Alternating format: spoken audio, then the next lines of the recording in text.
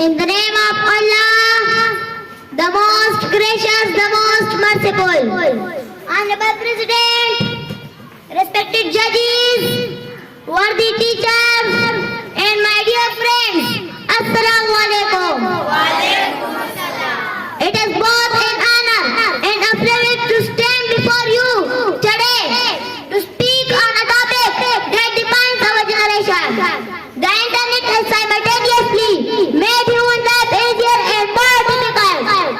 Mr. President, we live in an age of wonder, an age where the internet has brought the world into the palm of our hands. With a single click, we can connect with thousands of miles away. Access unlimited knowledge, shop without leaving home, or even run a business from our bedroom.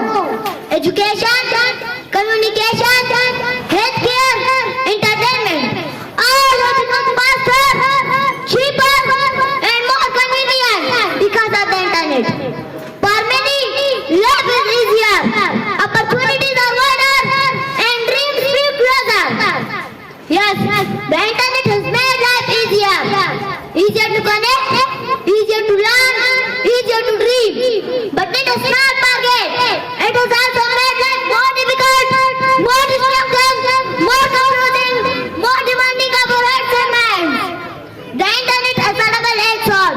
It can lift us up or pull us down. It can open doors or close them. It can give us freedom or chain us to the screen. And so, dear friends, we are faced with a choice. We can choose to be slaves to endless scrolling or masters of our time. We can choose to drown in misinformation or seek truth and wisdom. We can choose to be divided or we can choose to be united. I believe we must choose wisely. We must choose to avoid distraction, creation over consumption, and most importantly, humanity over technology. Because the internet is not the enemy, it is the tool. The question is not what it can do, but what we will do with it. Dear friends, in every generation, there comes a force that changes our humanity life. For us, that force is the internet. But remember, power without wisdom leads to chaos.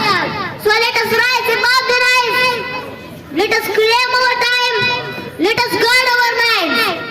Let us use this power to build, not to break, to connect, not to divide, to enlighten, not to exploit.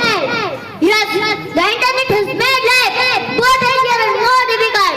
But I have a dream that we will use it not to weaken us, but to strengthen us, not to divide us, but to unite us, not to make us prisoners, but to make us pioneers. We have the power to create a digital world that reflects our highest values.